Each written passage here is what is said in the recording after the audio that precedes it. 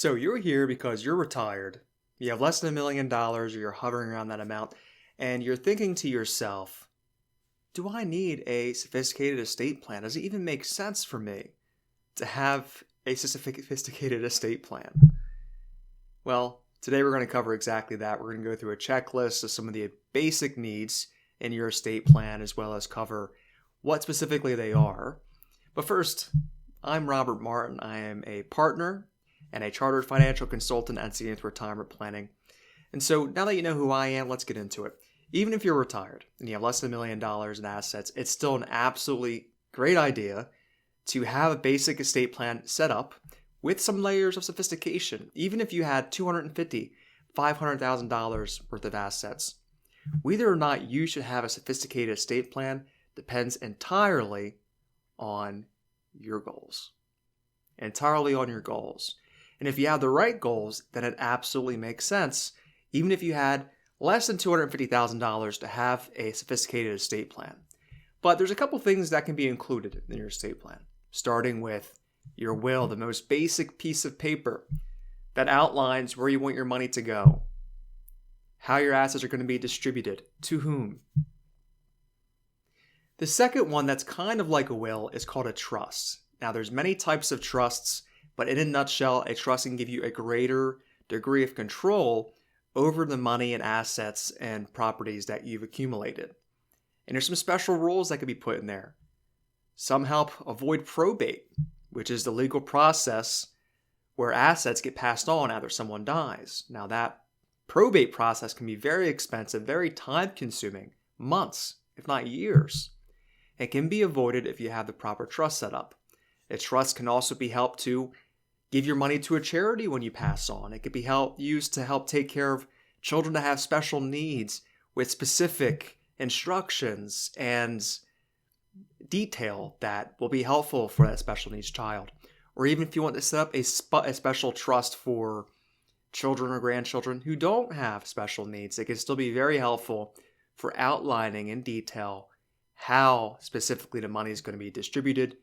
And the main difference between a trust and a will, the trust has much more layers of sophistication and allows you to be much more detailed with how you want to leave the money. Now, the third one is something called a power of attorney, which grants or appoints someone else to be able to make decisions for you. Whether that is because you became incapacitated and you couldn't make any decisions for yourself, whether that be financially, medically. That document is crucial in any basic estate plan. The next one is what we call an advanced healthcare directive, and this specifies the type of medical treatment you would want to receive in the case of incapacitation or the inability for you to communicate what you want. If you are unable to communicate what you want and something severe happens to you, you can outline now for the future whether basically you'd want somebody to pull the plug.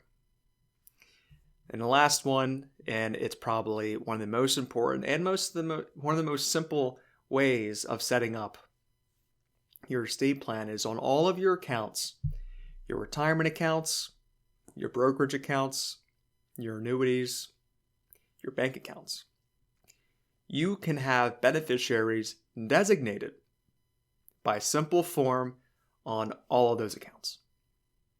It's as simple as finding the form or calling your representative or your financial advisor and making sure that who you want the money to go to is listed on there at the very least.